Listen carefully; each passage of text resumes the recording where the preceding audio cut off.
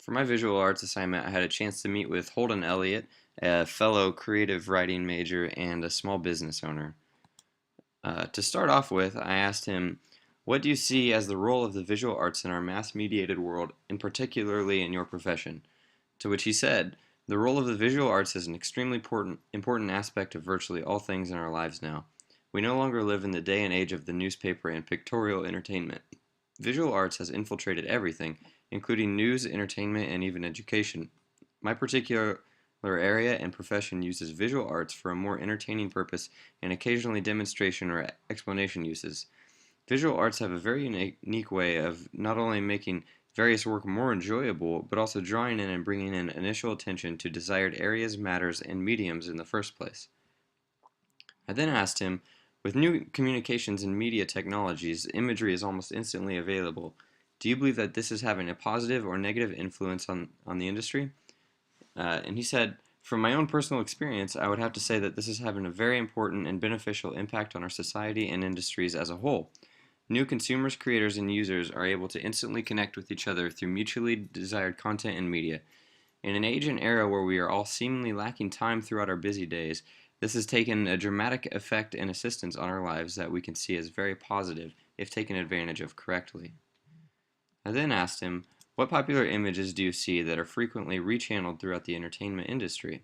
To which he said, the first thing that comes to mind with commonly recycled images are those that regard stereotypical self-appearances, not specifically ones that are based upon things such as race or gender, but in the entertainment industry, very narrow portrayals of various societal and lifestyle members have been drawn upon visual aspects of what is presented to the public.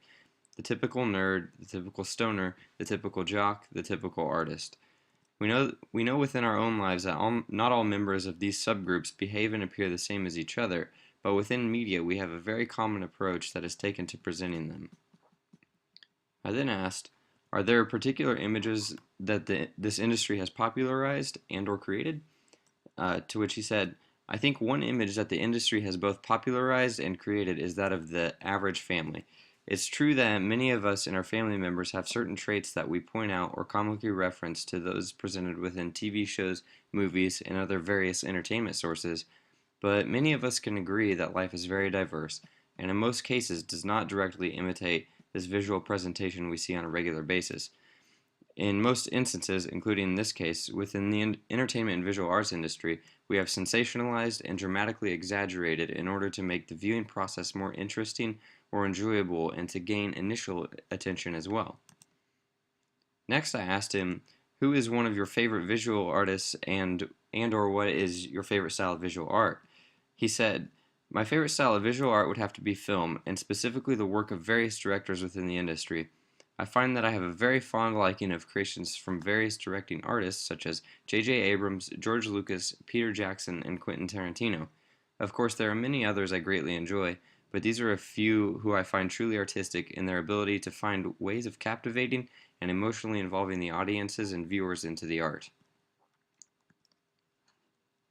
Lastly, I asked him, how has your process of famous artworks influenced your creative process?